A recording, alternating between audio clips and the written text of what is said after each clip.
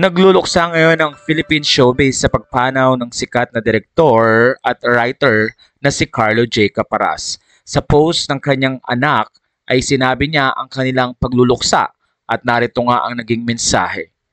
Sa bawat tipa ng makinilya, an ode to Direk Carlo J. Halos umaga na sa libliban ng ugong, isang makinilya pilitang binabasag ang katahimikan roon. Isang mananalaysay ng kwento ng buhay, nilalabanan ng antok, nagsusunog ng kilay. Sa kanyang taglay na brilyo, mga obra maestrang nobela kanyang nabuo. Panday, Pieta, Elias Paniki, Bakekang, Totoy Bato ang ilan lamang sa mga ito. Sa larangan ng comics, siya ang naghari, naging bahagi ng kultura, naging yaman ng lahi. Umabot sa lona ng pinakamalaking tabing, hinangaan, pinalakpakan ng bayang magiting. Subalit buhay ay sadyang may wakas. Pack up na direk, oras na ng uwian. Hayaang kasaysayan ng humusga sa iyong mga obra. Salamat Direk J. Carlo J. Salamat Direk Carlo J. sa mga dibuho at istorya, mga istoryang nabuo sa bawat tipa ng iyong makinilya.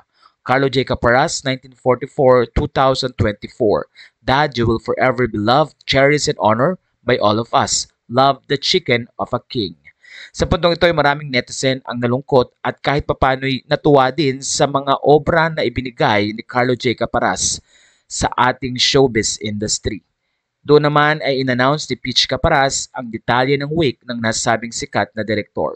Official wake will start on Monday, May 27, 2024 from 12 p.m. to 12 midnight at the Golden Haven Memorial Chapels and Crematorium Village, Sipag C5 Extension Road, Barangay Manuyo 2, Las Piñas. Chapel name is Conservatorio II.